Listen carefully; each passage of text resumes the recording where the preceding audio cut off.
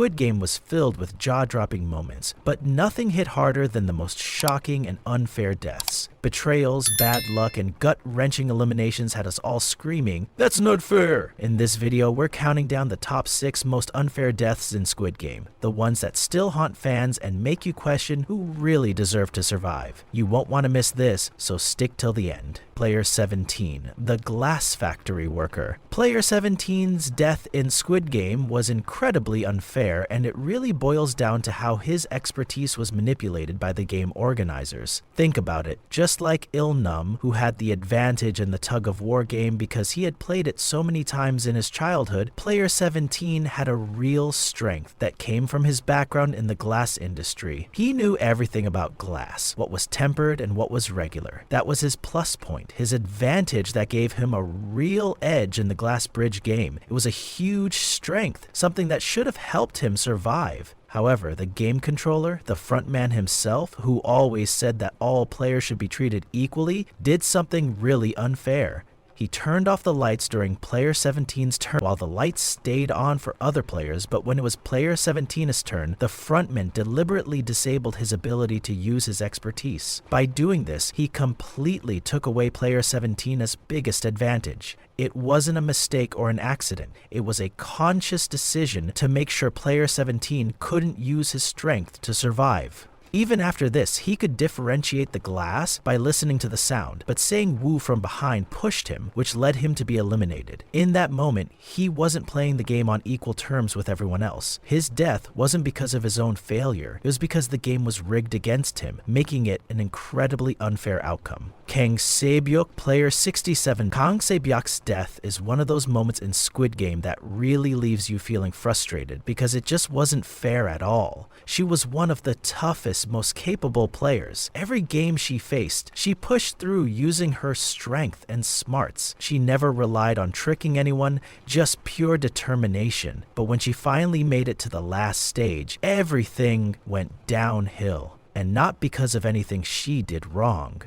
It all started with that glass bridge game. When the glass exploded at the end, she got seriously injured. Not because she messed up, but because of some freak accident from the shattering glass. Like that wasn't even supposed to be part of the game. It immediately put her at a huge disadvantage going into the final round. How could she be expected to play at full strength when she could barely stand? And then there's the whole sharp knife thing. The last 3 players were given these knives, which were supposed to be weapons for the final round. But with her injury, Sae-byeok couldn't even defend herself, let alone use that knife effectively. Meanwhile, Sang-woo was perfectly fine and ready to go. She never got the chance to fight back. It was like she was set up to lose, and that's what makes her death feel so unfair. She had already proven herself over and over, but in the end, she was taken out by Sang-woo, who took advantage of the situation. It wasn't because she lacked skill, it was because she was at an unfair disadvantage. And here's the thing that really gets me. When Ji-hoon tried to kill Sang-woo with his knife, the guards stepped in. They knocked him down with the handle of a gun, stopping him before he could do anything. But when Sang-woo killed Sae-byeok, they did nothing. How is that fair? It just shows how rigged the whole system was. Her death didn't just feel unfair, it felt cruel, especially for someone who fought so hard and made it that far. Third,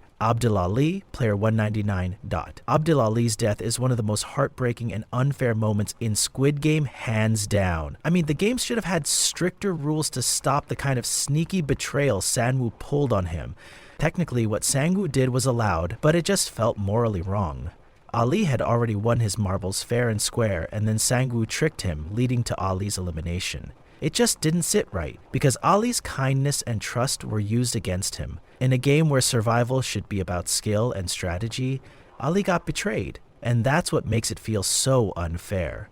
What makes it even worse is that Ali was being punished for being too good-hearted. He was one of the few players who genuinely believed in trust, loyalty, and fairness, and that's what ultimately worked against him in this brutal environment. It feels so unjust, because in a twisted way, his honesty made him vulnerable. Sang-woo saw that, and he took advantage of it, choosing survival over friendship. Ali's biggest mistake was trusting someone who didn't see him as a friend, but as an obstacle, and that's what makes his death not only unfair, but also really tragic. Ali's death really highlights one of the core themes in Squid Game, the imbalance between being a good person and surviving. Instead of facing Ali in a fair fight or taking his chances, Sang-woo manipulated him to gain the upper hand. That sense of betrayal is what makes this moment so upsetting for viewers, because Ali didn't even get a chance to fight back. By the time he realized what Sang-woo had done, it was too late. In the end, Ali wasn't just outplayed, he was robbed. His elimination wasn't about a lack of skill or ability, it was because he blindly trusted someone who didn't deserve that trust, and that's the hardest part to swallow. In a fair game, Ali should have had a shot at survival, but instead, his good nature became the reason for his downfall. His unfair and untimely death really stuck with viewers, reminding us that, in Squid Game, even the good guys never stood a chance. Player 271.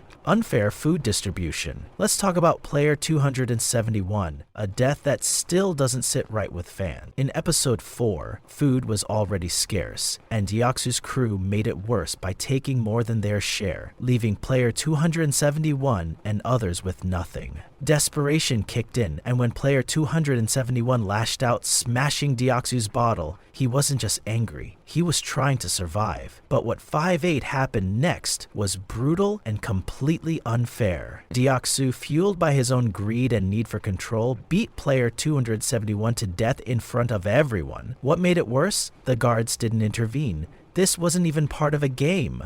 Player 271's death was just pure violence in a situation that was already rigged against him. He wasn't killed because he lost a challenge or didn't follow the rules. He died because the system allowed the strong to crush the weak. His death was a tragic reminder that in Squid Game, it wasn't just the games that were deadly, it was the lawless chaos in between. Player 271 never had a chance to fight back or defend himself, and that's what makes his death one of the most unfair in the entire series. 5. The Doctor, Player 111, the Doctor's death, in Squid Game is one of those that really leaves you questioning the so-called fairness of the whole thing.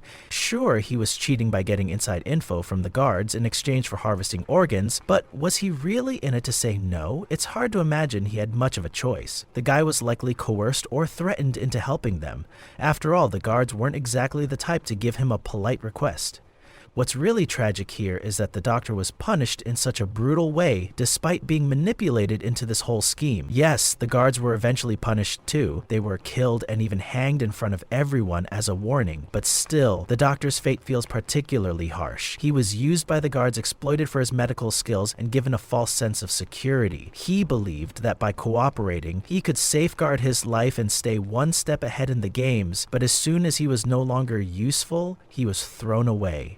It's almost like he was just another tool for the guards, and once that tool was no longer needed, he was disposed of. The most frustrating part is that the Doctor wasn't eliminated because of a failure in one of the games, or because he broke a game rule. He wasn't taken out by other players, or through a legitimate challenge. He was killed because the game runners found out about the organ harvesting operation. It wasn't even his idea in the first place, yet he's the one who paid the price for it. The guards may have faced their own punishment, but the Doctor's death feels especially cruel because he was caught up in a system that was already deeply corrupt. And here's where the unfairness really hits. The Doctor thought he was playing a different kind of game. He was led to believe that his cooperation would ensure his safety, but instead, it sealed his fate. In a sense, he was doomed from the start, a pawn in a bigger scheme that he never had control over. His death wasn't just about cheating, it was about being manipulated by those in power, and then betrayed when he was no longer useful. The Doctor was used and discarded without any real chance to redeem himself, and that's what makes his death feel so unjust. It wasn't a failure of skill or strategy, it was a failure of a system that never really cared about him in the first place. And the worst part, no one remembers him because he wasn't a main character.